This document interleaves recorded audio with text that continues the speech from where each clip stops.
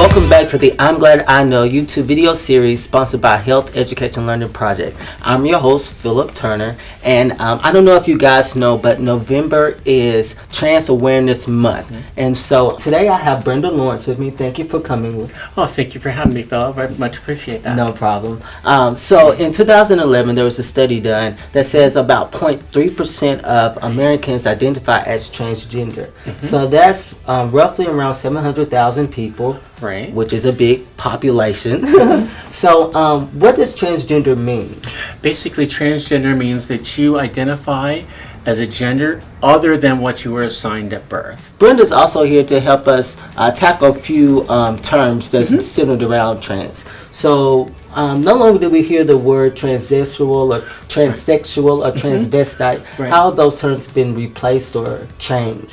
Well, transsexual and transvestite, those are terms that been kind of co-opted by the porn industry, sex industry, so that they kind of have fallen out of favor. But sometimes they're actually a very correct term. But instead of going with those terms, we tend to go with the umbrella term now of transgender, which covers a broader range. So what about some other terms I've heard is gender non-binary, genderqueer. What about those terms? That's an excellent question.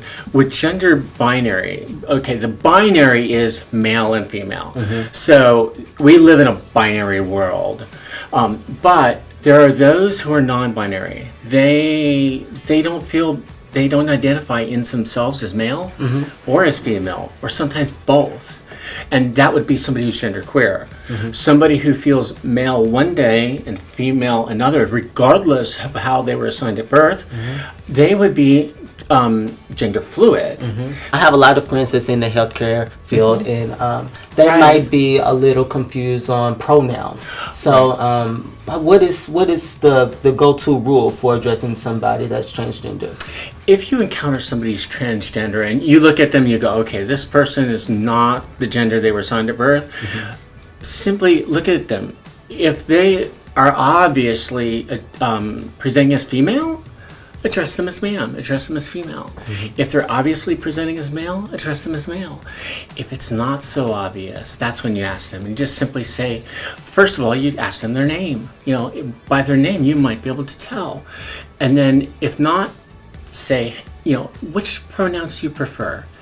And you may think at first that you're going to offend them by that question, but you won't. That's actually a question they really like to hear. One of the big questions, and I know everybody wants to talk about, is the surgery question.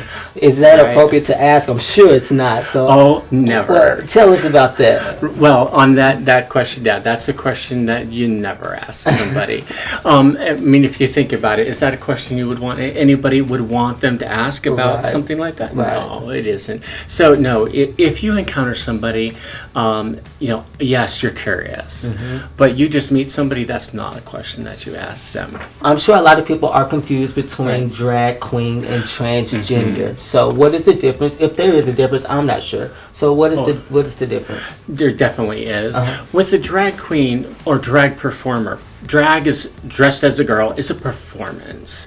It's the art of female impersonation. It is an art form, but that is a performance, that's not an identity.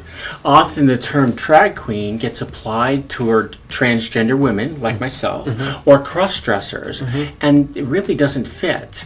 A drag performer can be transgender, but often they're not. So it just depends on the person. But yeah, often that is a term that gets applied to us that doesn't really fit. Before we go though, for somebody that might be transitioning, what could be some advice you could give to them? If you are transgender, if you think you might be transgender and you know in your identity does not match what you were assigned at birth, first of all, seek a counselor, seek a therapist.